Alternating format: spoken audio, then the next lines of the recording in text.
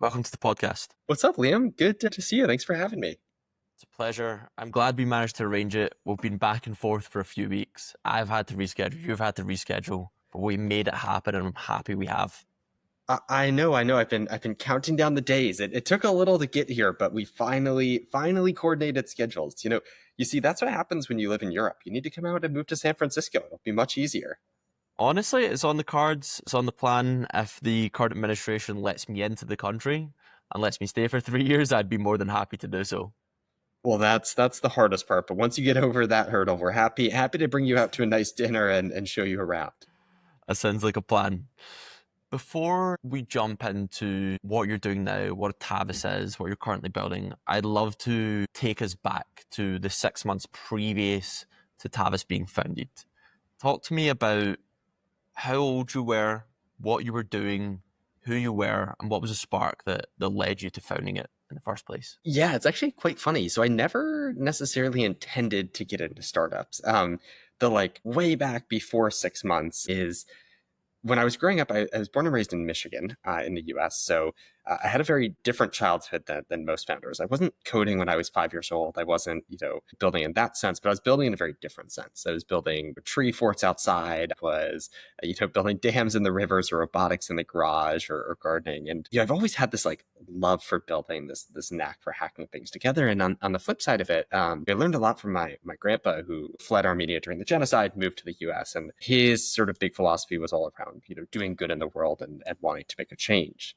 And so both of those came together. And the question for me was like, where can I go that I can learn a lot and build and have fun, but also, actually be a positive force on the world? And initially, I actually thought it was politics. Funny enough, especially in today's day and age, pretty ironic. So I actually started off by spending a lot of time in DC and worked in politics for a little bit. After that, at college, I think there were the traditional routes. You could go to consulting, you could go to tech, you could go to product. And I wasn't really sure what I wanted to do. None of them were quite calling to me. Almost by accident, I stumbled across my first startup, which was a restaurant demand forecasting tool. So we used a machine learning model to basically tell you, hey, that pub down the street, how many burgers does it sell at Friday at 3 p.m.? And that was really fun. We could get that down to a 90-95% accuracy, and that would really help these restaurants forecast their demand and say, okay, how many people do we need to hire? How many people need to show up this week? Should we run a promotion? Do we have enough food? Because what they would find is that oftentimes those answers and questions were inversed to what they thought they would be. So that's what I was doing the 6 months before Tavus. That startup was a ton of fun. Ended up selling that, probably about a year in or so, and then diving headfirst into Tavus. Wow. And you mentioned machine learning models. So this is 5 years ago now. What was it like working with ML models at that time? What did it look like? What was the interface? Well, no one called it ML models at that time. We're AI washing it a little bit, but it was very different than sort of the AI models we're working today, where they're multimodal, these big LLMs. These were machine learning in the data science sense, right? Where we're actually doing like full-on regressions and understanding. So I think the term can vary a little bit. By definition, it's ML, but it's not quite your multimodal generative models that you're seeing left or right today. Yeah, But it was a lot of fun. I always find that an interesting comparison to make because most people that listen to this podcast, most people that read this newsletter, the large majority of people that are interested or working with AI now are only subject to AI of the past 3 years, maybe if they're lucky at a stretch. Yeah, it's crazy to think about how far it's evolved. I mean, AI has been around for 20 years, right? Granted, not in the sense that it is today, but it's not a new concept. And I think what's really interesting is that a lot of what existed today, sort of, and people are calling AI, has already existed for a long time, right? But people are more excited to adopt it because it has this AI, title, this AI name. And I saw a workflow tool pop up the other day where it's literally just like a if then workflow, and they're calling it an AI agentic, something or another. And it's fascinating to think about how that was SaaS of 5 years ago, and it's sort of having a regeneration now because of this new wave. At that point, you've got a bit of experience with ML. You sell this startup. You're how old at this point? Young, still in university.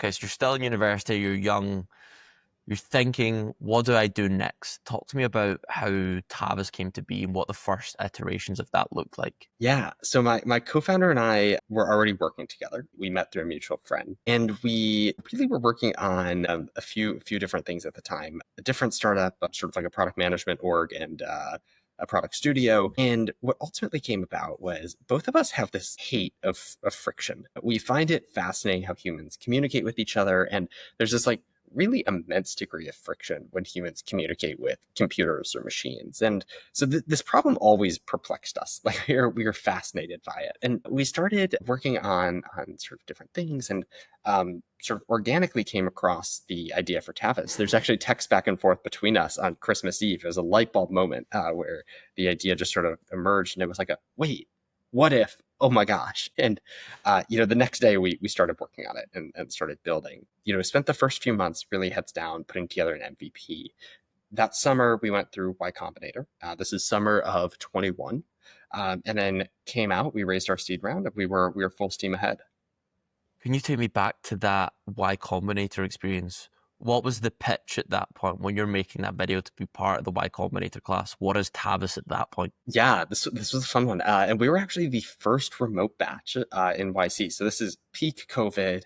Everyone was remote. There was no in person, so we had a super unique experience. But the way that Tavus initially came together was these sort of models that would allow you to replace specific words within a video. So you could say, "Hey, their first name." I was reaching out because I was interested in company name XYZ, and then generate 500 of them, 1,000 of them, 1,000,000 of them, right? So, hey, Liam, I was interested in the AI podcast. Hey, Quinn, I was interested in Tavus, right? Any of those. And that's because at the time, really the multimodal models for video were only as good as doing basic lip sync, right, and word replacement. So that's where we started, and that gave us the resources, the capacity, and the direction to start researching deeper and deeper and deeper. So that was the initial pitch, and then the vision continued to materialize over the coming years. And what did it materialize into? What is Tavus now? How do you, if you're taking a 60-second elevator pitch of what Tavus is and what it does, tell me about it. It's a hard one to cover in a few seconds, but let's give it a shot. So effectively at its core, we're building digital humans. And with that, we're giving the models, the API, and ultimately the operating system to folks to use and build on top of, where they can create their own digital human that can see, hear, respond, reason, understand, and ultimately even look like a human, all of which in a real-time context. So you can talk to it back and forth as if it's a Zoom call. So, to visualize it a little bit better, there's a demo on the Tavus website, which anyone can play around with, but you can effectively think of like a digital human counterpart where it is, your inbound lead qualifier. It is your digital pharmacist. It's your therapist. It is, your mortgage or loan agent. And you're able to converse, talk to it in real time, just like you would with a human, where it actually understands you, it actually talks to you, and it doesn't necessarily feel like the uncanny valley. Interesting. You mentioned things like a digital pharmacist and other use cases. And I really want to dive into kind of like where you see this used now and where you see this in the future. So, what are the most common use cases you see for it right now? I imagine, like, the first thing that came to mind for me when you're talking about like that kind of outbound messaging, replacing the names, I immediately thought Alex Hormozy, sales, outbound leads. That's where my mind went to, right? But I imagine there's probably a lot of use cases with customer support, with HR. Like, talk to me more about that. What's the spread that Tavus sees right now? Yeah, it's a great question. And this is probably my favorite part about Tavus. So the initial like what Tavus started as is not alive today. Like that's not what we do. That's not our focus, right? I think that was sort of the V1, and then we've continued to iterate. So you're right. It did start with a lot of sales, a lot of marketing, a lot of customer success. And as it's evolved, it's moved from being this like SaaS platform to being much more developer focused, API first, allowing people to build on it. And we'll continue to move towards being easier and easier to use out of the box for anyone to use. And with that, in today's world, we see a lot of use cases, and they're across the board. Anything from banking to government to healthcare to education. Some of the favorite ones that I see pop up left and right. Education and learning and development is one of my all-time favorites. It's across the board, whether it is, corporate training with consultants being onboarded or sort of internal training and promotion, all the way to actual like K through 12 with the teacher, being able to converse and tutor with their student after school. The second big bucket of use cases we see pop up a ton is healthcare, companionship, patient intake, onboarding, AI therapy, nutrition. That's a great one. And then a third bucket we see quite a bit is AI recruiting, right? Whether that is sourcing, qualification, screening. This is one where it's really exciting. And in all of these, they really drive some amazing results. But I think what's most exciting is that every team member that comes on, every person we talk to has a vision of how it can apply for them, right? Or a vision of where it can work for them. I was talking to someone the other day who's like, oh my gosh, this would be so cool to put on the, kiosks at Disney World, so you could talk to Iron Man, after your ride, or talk to Tony Stark after your ride. And other people are talking about e-commerce or where they could see it. So it's really exciting to just dream about the future a little bit and envision what it can look like in 5 years or even 5 months. It sounds a lot like you're enabling creativity, and it's such an interesting point in time that we're at, especially with agentic workflows where we're with that. I watched a webinar recently with you guys and Bolt as well, combining those two powerhouses. So I am curious, with it being kind of more developer focused, how do you see this fitting into agentic workflows, for example? Like, where do you kind of see this in 3 to 5 years time? Yeah, really good question. And I ultimately view our job as making the technology accessible for anyone to build with or build on, right? Similar to how Zapier or even, no code tools work. And I think that's the beauty of it, where a hiring manager can eventually go in and say, hey, I need, 100 recruiters and screeners today because I have all these candidates to get through, and they can come to Tavus and spin up digital humans to help them with that, right?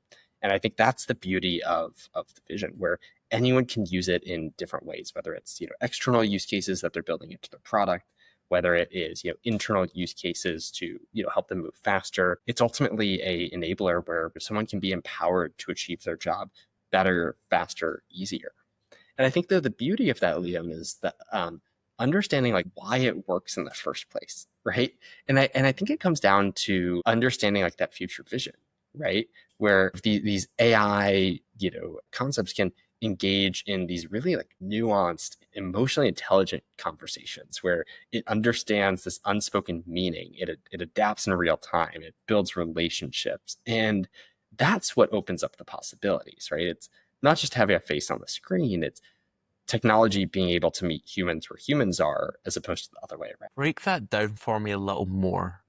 With that vision, that North Star mind, on a scale of 1 to 10, how close are we now, would you say? Let's start with breaking down the vision. Like, what are we trying to achieve before we put a numeric value to it? And effectively, the goal we have here at Tavus and the research ethos we have is, how do we make talking to a computer feel as natural as talking to a human? And what that means is we need to teach machines to adapt to humans instead of humans adapting to machines. So instead of typing, we're able to actually talk, right? Instead of using emojis, we're able to gesture, right? And the list goes on. Where are we today? Really hard to put a number to it. In some ways, the conversations are past the uncanny valley. They're incredibly natural. We talk to them for hours and hours a day and forget they're AI, and they're actually, incredibly genuine. On other hands, there's things that break the immersion and need to be better. So it's hard to put a numeric value to it. I think, if you look, a year and a half ago, we might have been a 1 out of 10, a 2 out of 10. I think today we're much further along, but we're definitely not a 10 out of 10. Have a lot of ground to cover. Well, that's good. There's lots of room to grow and make the product better, huh? Job security, I guess. I really want to break this down a little bit further into the nuances of what makes something human-like and how we adapt it to become more like a human. What's involved in that? I notice you've got models for face rendering, you've got models for perception, you've got models for conversation flow. What goes into making something indistinguishable from another human? Yeah, it comes down to the art of conversation, right? And to your point, it doesn't necessarily just rely on a back and forth conversation, but it relies on perception. It relies on understanding. It relies on, sort of rendering. And to give examples of this, like, let's take this conversation. You and I are talking and we're having fun. And in this conversation, there's a few things happening. I'm understanding when you're talking and when I should respond or not. Like, are we just shooting the shit? Is that an affirmation? Is it a back channel? Like, are you actually like taking a break and I should reply? And, we're sort of cutting over each other's sentences. We're stopping. We're saying, things like that. On the flip side, I'm sort of watching your facial reactions and taking into account what I see, right? Whether it's like my ambient awareness of what's going on around me to my focused awareness on you. And it's like, oh, Liam smiled at that. Maybe I should go deeper. Oh, he looks a little bit bored. Let me crack a dumb joke, right? So there's meaningfulness there. And then on the flip side, we're talking and looking in a way that is human. It's expressive, right? There are emotions that I show and expressions that I show that convey meaning and vice versa. So all this comes together into what we call the art of conversation, right? Where we need to be not just creating this digitally rendered human, but actually helping it see and have sort of the eyes, just how human eyes would work, helping it listen and understand when it should and should not jump in, right? And not only when it should or should not jump in, but making it rapid, right? Because humans respond fast, it's quick, all the way to making sure that we're actually thinking and reasoning and responding in a way that a human would. So it's not just one model, it's a series of models that come together to sort of give the human senses to a computer and give it that end-to-end like naturalness and art of a conversation. Because all it takes is one small thing to bring you out of the immersion, and we need to make sure that all of those are covered, whether it is a blink, whether it is the actual message that's being said itself, all the way to how the avatar is perceiving you and bringing that context into its response. Context is a really interesting word, and there's two things that really spring to mind when you're saying this. And I'm curious how you actually integrate these things as context. One is the situation. So, for example, we're in a conversation right now, but we're in a podcast format. Whilst maybe I would go, yes, I understand. I would kind of make verbal cues to understanding what you were saying. Because I'm in a podcast format, when someone listens to this, I want them to just hear you and not me going, the entire podcast. So I'm sure they'd like that too. Trust me, they don't. I've been doing this a while. No one likes it. There's a beauty in the silence. So I'm curious about how you add context of whether it's an interview, whether it's a podcast, whether it's a HR confession, whether it's a consultation with a doctor. And the second part, adding on to that as well, a little bit different, but I think you could probably answer it in the same conversation here, is how you add cultural dependencies and cultural differences to context as well. How someone from Eastern Europe might respond differently to someone in Asia, to someone in Africa, to someone in the US. Yeah, two great questions, right? And I think it's particularly interesting, right? In Eastern Europe, you might have a fully straight face with no smile, but be overjoyed. Whereas in the US, right, if you're straight faced, you're probably not too happy, right? So it's really interesting to navigate these cultural understandings and sort of involve that into the conversation and make sure that signals are being interpreted properly, depending on who it's talking to and sort of their culture. When it comes to really focusing in and providing context, we do a few things. The first thing is what we'll call upfront context. And this is where the user can actually set their context for the conversation. And we have this at what we call the persona layer. The persona layer is attuned to a personality. So let's say I'm creating AI Liam, and I want Liam to talk to all of the followers of this podcast. I'll go in and I'll first create my persona. I'll say, Liam is based in Europe. He's a friendly guy. He asks these types of questions. You'll be talking to him in a podcast environment, so make sure to be on top of your game, or whatever the persona looks like, or the personality I want to construct for you. And you can include anything you want in that, whether it is knowledge, whether it's how you should respond, whether it is the environment in which you're in. So that's your upfront context, and that establishes the premise for the conversation or the interaction. The second thing that happens is the conversation actually learns as it goes on.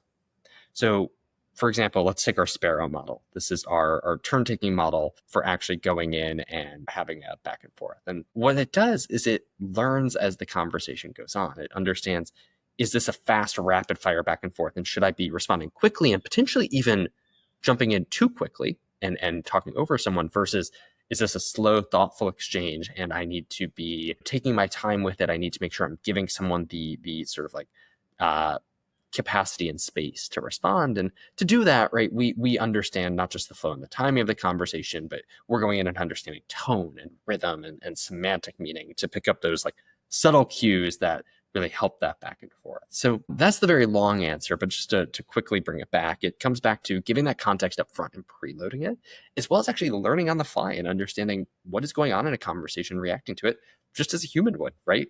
Because ultimately you want to sort of match the person across from you or help drive that conversation how you want it to go. In this situation that you're describing here, it's mimicking the conversational flow to match that of the humans, right? Which a lot of humans aren't good at. I'm sure you've had many a conversation in San Francisco in your life where there's something just missing from being able to Yes. engage with another person. You're talking on different wavelengths. So this situation you're describing sounds like a utopia because you're matching the tone and the style and the conversation of that specific person. Is that concerning at all? That at some point we'll have AI that's much better at conversation than we are, potentially? So I think I heard two different things in there. The first thing is I think it's really important to caveat that this isn't mimicking, right? It Okay. is creating a fluid, engaging, and ultimately lifelike conversation. And it doesn't matter if someone's a good or a bad conversationalist. That means that maybe in some cases the AI learns from the person talking and adapts to their style, but they're not following it, right? They're not matching it. They're understanding that context and bringing it into the AI's response. Now, in terms of having AI be a better conversationalist than a human, that's a different question, and that's an exciting one for me, right? And I think it's somewhere where humans can learn a lot from it and understand, and we'll be able to really have these digital partners that are incredibly helpful and incredibly immersive. I go into ChatGPT right now at midnight after a tough day of work and try to use it as a therapist, and I'm typing to it, and it just doesn't understand me. It doesn't understand the hidden messages between my words. Like I'm saying the words, but there's a meaning there that's not conveying. And whether that's a look on my face, whether that is the way I'm speaking and sort of like the frustration I have around it. And if it was able to really understand that and have a true, like high quality conversation with me, that is when a real unlock happens. Interesting. And I love the potential of that as a future workflow. I use ChatGPT in a similar way. I use it as a life coach. So I Yep. fit a lot of context to who I am and what my situation is, and what my background is, what my goals are. And it asks me a list of questions every morning, and then it checks in with me every evening as well.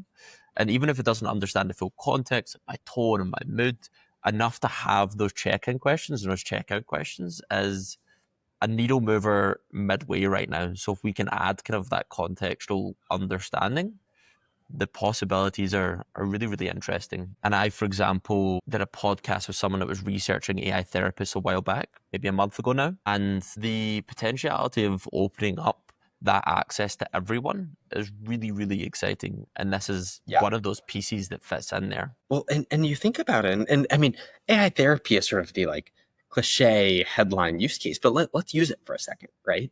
There are not enough therapists in the world. I was reading a stat the other day, and don't quote me on this. I have no idea if it's true. I didn't fact check it, but supposedly there's one therapist for every 2,000 people, which is a crazy ratio if that is true. So there's not enough therapists to begin with.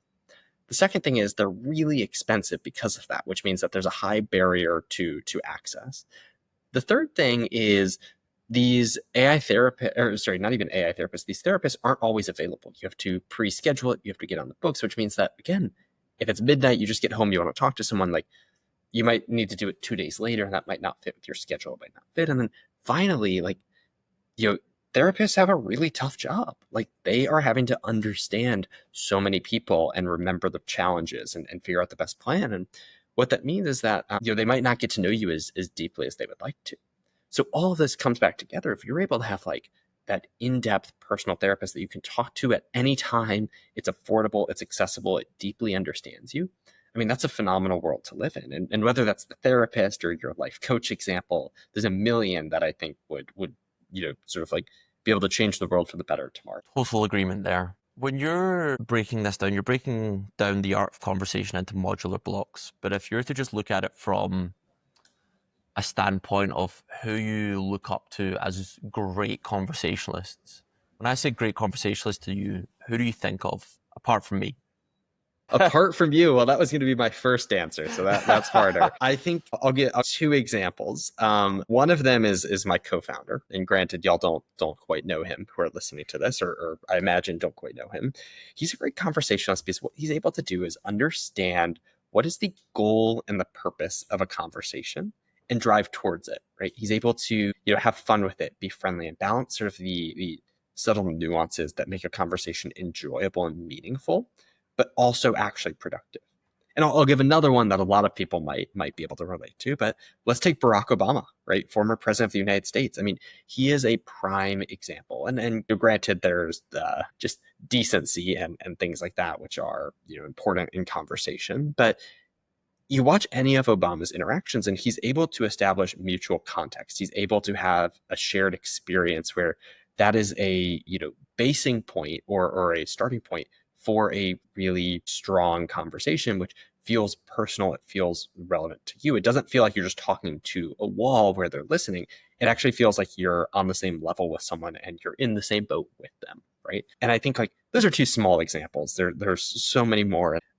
Different things make different people really good or bad at conversations. But those are two that come to mind so quickly.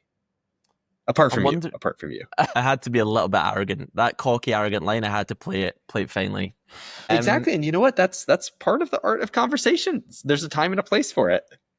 And I'm wondering, with speaking to your co-founder, if you've ever asked him something along these lines, if the art of being a great conversationalist is something that's just innate and natural to him, or there's some degree of metacognition going on at the same time simultaneously where you're kind of understanding context but playing simultaneously as well. It's definitely both, right? I do think there is a certain degree of naturalness in a conversation that comes from personality. It comes from you as a human, and that's not to say it can't be learned, but maybe it's easier to sort of have that by default. But there's also a degree of thought, cognition, learning that goes into conversation, right?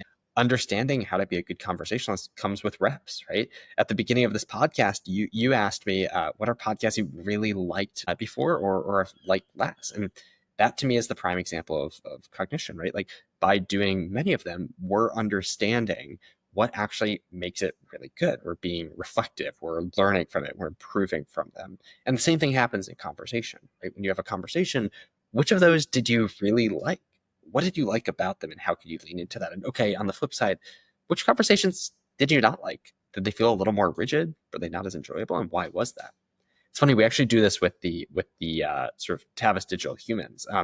Everyone on our team every week talks sort of in the conversational video interface to the AI and actually writes up a report on it, writes up a back and forth on what was really good about this and where have we got better. But at the same time, where is the conversation lacking? Where did it feel like talking to AI instead of a human? And that like really raw understanding, transparency, and the ability to reflect is really critical, right? Because that's how we improve. That's how we understand what needs to be better. If you do that on a level with AI, what are your practices around becoming better at the art of conversation? Do you reflect on that through a journal? Do you have a linguistics coach? How do you get better at what you do? You're the co-founder of a huge AI company, just raised a great Series A.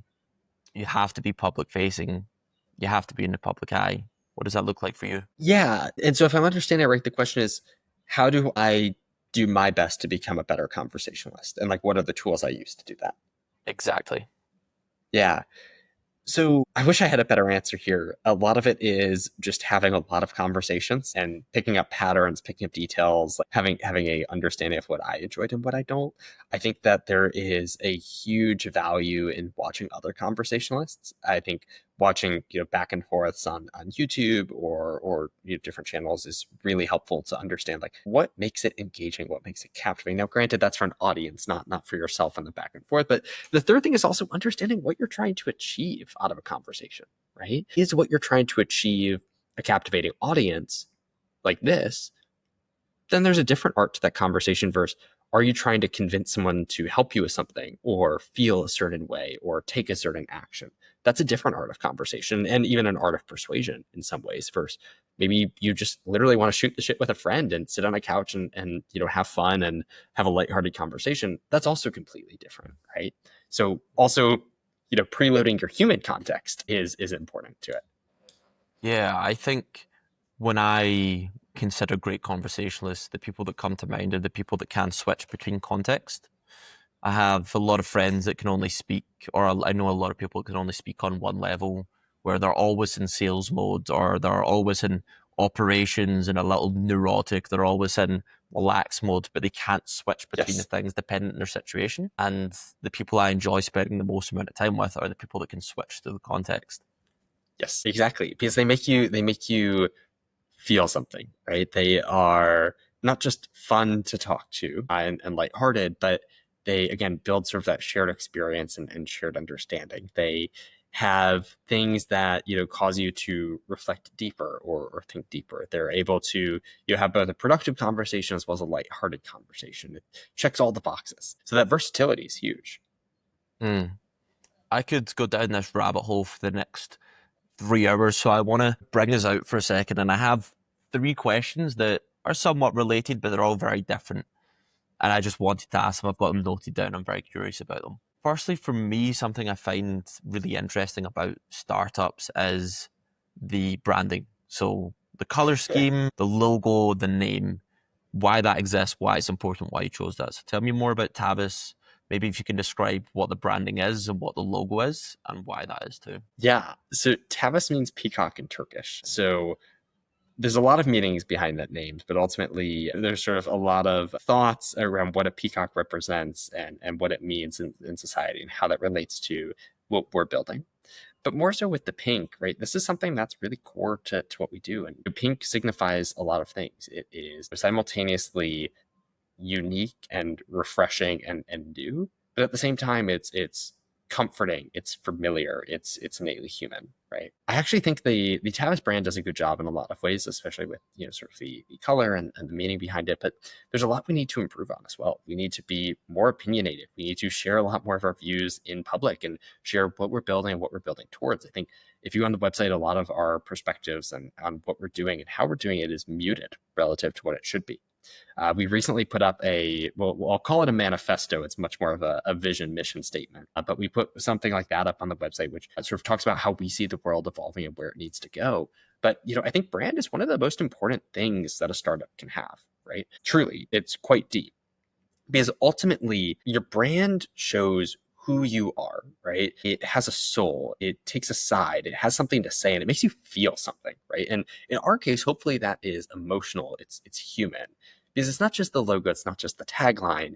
You really need to get deeper and understand the ethos of the company and the energy of the people building it and behind it, right? These aren't big companies. We're a 50-person company, and seeing that craft, that care, that obsession, and the late nights and the details that go into it, like that to me is brand. So I'm diverging from your initial question, but hopefully that gives you a quick insight, and hopefully if you look back in just a few months here too, you'll see a little bit of a refresh.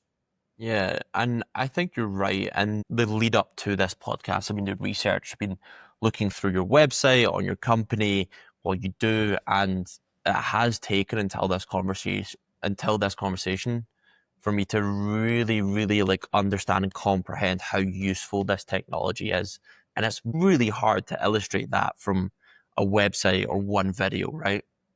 Yes. And I'll sort of give it to our product marketing team a little bit. Like it's a tough challenge. Like we are rethinking the way that humans engage with technology, right? It's a digital revolution in many ways and a wave that's yet to come. And it's a tough job. And what I found is that consistently it's really hard to understand what we do until you try it yourself. And that's why when you go right onto Tavis.io, there's a huge demo right away where everything is focused on it. It's try the tech, understand it, experience it for yourself, because that's the magic moment, right? Like that is when you really understand what we're building, what we're doing. And it feels as if you're using ChatGPT for the first time, for 3-4 years ago, where you're like, oh my gosh, holy shit. But yeah, no, I totally agree. Like, there's no reason that someone should have to listen to a podcast to understand what we do, right? Like, they should be able to see it and in one sentence comprehend it, understand it, and you know, sort of get the vision. I think this is the crux of the issue with a lot of AI tools and a lot of companies that I work with, is that essentially everyone wants to know how. How does this affect me? How does this fit into my workflow? How do I implement this? How is this going to change things? How am I going to see results, right? And it needs to be, I think humans or people now are lazier than they've ever been Yeah. because of AI, right? Because we've got ChatGPT and Claude, people think that agentic workflows and really Yes. interesting things should just be done like that. So the majority of people just have these unrealistic expectations and expect things to be done in seconds, and they want to do any work. And then the opposite side of things, you've got this great technology that might take 20 minutes of work and provide amazing results, but people aren't willing to put in the effort to get there in the first place. So it's a really hard bridge to gap right now, especially considering the amount of kind of false prophets that currently exist and are promising insane results with one click of a button, which we all know is not Left and true. right. Yeah. I mean, it burns people everywhere, right? You see something out there, you get so excited, and you try to use it, and you're like, what the hell is this? Like, this was marketed as, the next big thing, and it doesn't even work. So yeah, totally. I think that, our job as sort of a team and as innovators is to continue making it easier and easier and easier, where people can be lazy and this works for them. They can literally say, I want, an AI therapist, and they give some quick context, they help us understand it, and an AI therapist shows up.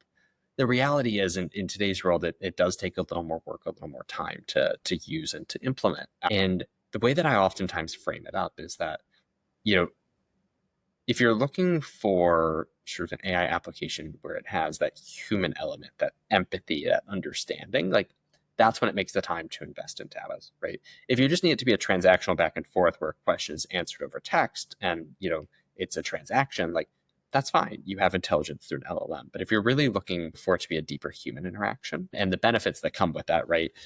Higher conversion, better retention, brand recognition, deeper emotion, and sort of data shared through that and data collected through that. Like, that's where it makes a lot of sense to look at something like this. You're describing your USP here, what sets you apart from the competition.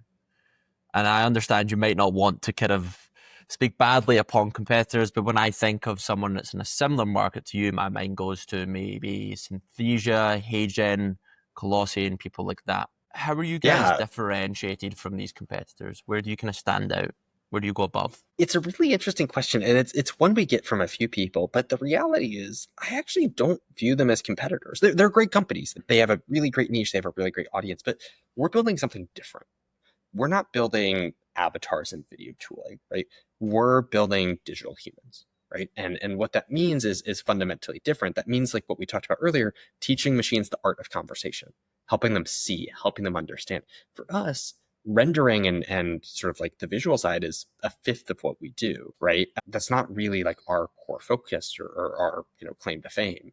So well, there's definitely some like similarities in terms of what's being built or where it's at. There are fundamental differences where I don't really view them as competitive, and we don't really go head to head on deals. We target different audiences with different values. Understandable.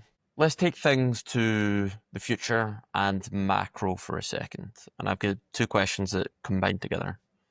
What's on the horizon for Tavis? Where do you see that in the next 3 to 5 years? And from a more macro perspective, where do you see AI and tech in that kind of same time scale? Maybe I'm really interested in your view from a societal standpoint. What do you imagine society looking like with it?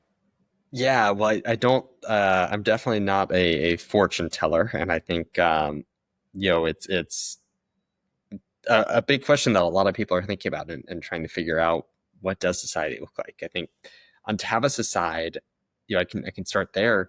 Um, I would love for every, American, every person in the world to have a conversation with a, sort of like uh, AI powered by the Tavis conversational video interface every day. Like, I think it would be amazing, right? And building those extensions, those tools, those APIs that enable that would be so cool. And so that's our vision and that's our mission and what we're striving towards. Now, How the broader world looks like is a different question. What I really, really hope to see here is that humans are really able to focus deeply on the learnings, the understanding, the things that make humans unique and really good. And I think the way that that can materialize is with AI becoming as good as it is, and maybe this is not 3 to 5 years, maybe this is 10, maybe this is 20, maybe this is even 50 years. Humans are able to work less and achieve more. Maybe that means true 3, 4 day work weeks. Maybe that means a different type of work where, we're, working in a different way or understanding a different way. And what it also means, is something I'm really excited about, is understanding how technology is integrated into our day-to-day lives. Whereas right now, right, it often adds friction. How can we make technology more of a tool, more of an enabler, rather than something that is holding us up and sort of like forcing us to sit in front of a computer rather than, be where we really want to be. How do you use technology currently to improve your life? Me personally. Yeah. Ooh, that's a great question. It's ironic. I try to actually use technology as least as possible. I used to keep all of my notes in like physical books as opposed to notes app. I recently got a Remarkable, so like one of the digital notepads, which has been amazing because I can take it wherever I want and use it wherever I want. So that's been super, super helpful. I use technology pretty much everywhere, right? Whether it is helping me with a personal challenge like interior design, or a fitness plan, or a recipe, all the way to with work and day to day, like keeping notes in meetings with note takers, to, actually going in and helping me, pre-draft emails or things of that nature. So, I've really started to adopt AI and technology in as many places as I can, but it's a very fine line, right? I'm not looking to use technology to fully automate things I'm doing. I'm looking to use it to help me do them better, to do them faster, and to do them with a higher quality. Yeah, it's interesting hearing from the CEO and co-founder of an AI company that you're actually looking to use it less in some cases, but in the cases that you have to use technology, you're looking to make those processes more efficient. And Yeah, I think that's a good way of putting it. this leads on to my last question. This might fit in together. And I ask all of my guests this same last question, and I'm not going to give you any more context. So you take what you want from the question, and any response is a good response, okay? My question to Sure, you let's do it. is, why do you do what you do? Why do I do what I do? That's a loaded question. That's one I might need to speak to my AI therapist about at some point. But no, I think it comes back to what we talked about at the beginning, right? I talked a little bit about my childhood and my affinity and love for building things and hacking them together. And then I talked a lot about sort of the values that I was upraised with from my grandpa. And it comes back to I do what I want to do, or I do what I do for two core reasons, right? The first one is I want to make the world a better place, truly, and that means having as big of an impact as I can. And in this context of Tavus, like I can not just impact a few people, but I can give lots of people the ability to impact even more people, right? It's almost like a ripple effect by sort of enabling and empowering them. And so this is one of the highest leverage places that I can see myself having a change on the world at the moment. That's incredibly, incredibly exciting to me, and a lot of what makes me tick. The second thing, though, on why I do what I do is I want to be a better person myself, right? And whether that is higher EQ, smarter, more efficient, more friendly, like whatever the attributes of a good human are. I want to be in a place where I can continue to learn about life, continue to learn how to learn and learn faster. I think one of the reasons I do what I do is there's no place that I can learn as much as I do, experience as much as I do, than by being at a startup and running a startup. And I think that's one of the most exciting things personally. Hopefully that answered the question that you were looking for. That's a little bit of what makes me tick.